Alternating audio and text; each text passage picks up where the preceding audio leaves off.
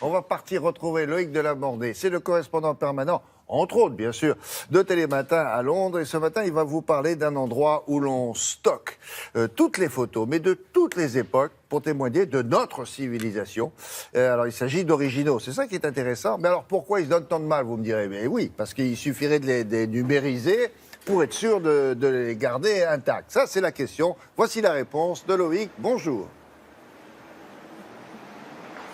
Bonjour William, vous avez raison, évidemment, la numérisation c'est quelque chose de très important, mais ça ne suffit pas, tout simplement parce que déjà des fichiers, eh bien, ça s'efface, et puis aussi parce que toutes les photos qu'on va retrouver digitalisées, numérisées ou sur Internet, eh bien, c'est celles qui ont été jugées aujourd'hui importantes, remarquables, mais qui sait si elles le seront encore dans 100 ou 150 ans, ou si dans 100 ou 150 ans, l'histoire n'aura pas vu qu'on a quelque part raté une photo qui est devenue importante avec le temps. Par exemple, si vous prenez aujourd'hui une photo de quelqu'un dans la rue qui n'a pas d'importance, d'un enfant dont on ne sait pas ce qu'il va devenir, peut-être que la photo ne sera pas numérisée parce que, bon, on la juge banale, mais dans 100, 150 ans, si cette personne-là a fait l'histoire, eh bien, il serait bien d'avoir conservé les originaux. Eh bien, c'est ce qui se fait ici à Londres, car on trouve la plus grande collection commerciale au monde ici qui a archivé les photos de multiples agences, et ça se trouve dans la banlieue de Londres. C'est un endroit assez extraordinaire où on vous emmène ce matin. Regardez ce reportage avec Laura Calmus et Victoria Roussel. L'avantage par rapport à un musée, c'est qu'ici les trésors prennent peu de place. Il y en a tout de même 80 millions dans ce bâtiment et 50 millions d'autres dans une annexe. Des photos, rien que des photos, sur papier, sur négatif ou diapositive, sur lesquelles veillent Matthew Budson et son équipe. C'est la plus grande collection d'archives commerciales au monde. Il y a 2 étages. C'est notre héritage culturel qui est ici. Un héritage international, pas seulement britannique. Il y a des images du monde entier depuis la naissance de la photographie. L'histoire du monde est donc aussi l'histoire de France. Et en cette période d'élection, en matière de président français, Matthew Budson en connaît un rayon. Là, ce sont les archives sur Charles de Gaulle. Il y a 1, 2, 3, 4, 5, 6, 7, 8, 9, 10, 11, 12 boîtes de photos. Ah, tenez, ça, c'est une belle photo. Une femme embrasse le général pendant la libération de Paris. Vous savez, les plus belles photos, ce ne sont pas forcément les plus techniques, mais celles qui capturent cette seconde, ce moment de l'histoire. Dans d'autres allées, des cartons, parfois en mauvais état, venus de collections privées ou de greniers poussiéreux. Ils attendent qu'on y trouve peut-être un cliché rare, une trouvaille historique. Dans ce cas, dans son laboratoire, Lenny Hanson, véritable chirurgien de la restauration, réalisera des prouesses pour les sortir de l'oubli.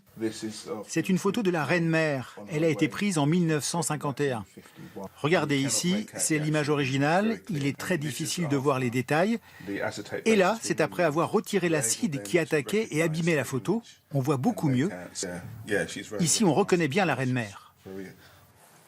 C'est dans cette chambre protégée que reposent les originaux les plus précieux. Man Ray, Cartier-Bresson, Doisneau. Des tirages uniques, comme cette photo signée de Nadar, l'un des pères de la photographie, prise dans les catacombes de Paris en 1860. Le digital, c'est bien joli. Mais qui sait si les fichiers numériques seront toujours là dans 150 ans? Ça, c'est tactile, c'est matériel, c'est vrai. Des photographies qui, si elles se retrouvaient dans les salles de vente aux enchères, dépasseraient pour certaines le million d'euros. Ah oui, c'est cher, cher.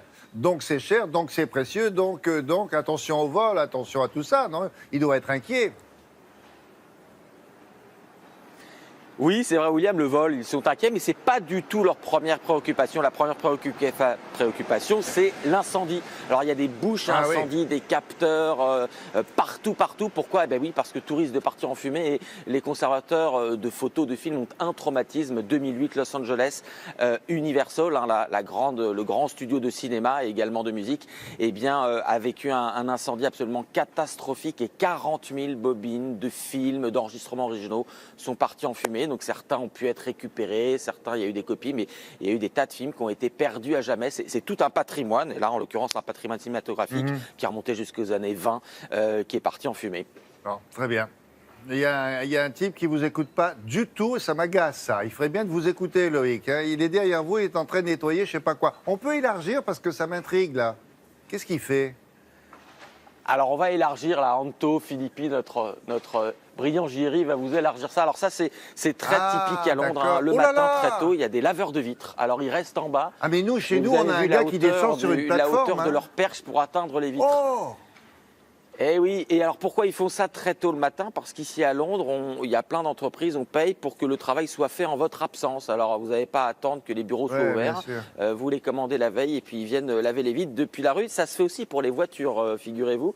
Vous avez juste à appeler une société, vous dites ma voiture est garée à tel endroit, au 35 Greasy Street, l'adresse du bureau de Londres. Et puis eh bien, ils viennent le faire en votre absence. Et puis Ouais, vous c'est revenez, bon. votre voiture est toute propre ou vos bureaux sont tout Ils propres. n'ont pas les échafaudages C'est avec la magique le plateforme. business, hein. Il y a Ouais, toujours ouais. une bonne idée à trouver. Oui, mais cela dit, ça doit être costaud pour les bras. Bon, merci beaucoup pour toutes ces explications, Loïc. Bonne journée et à bientôt.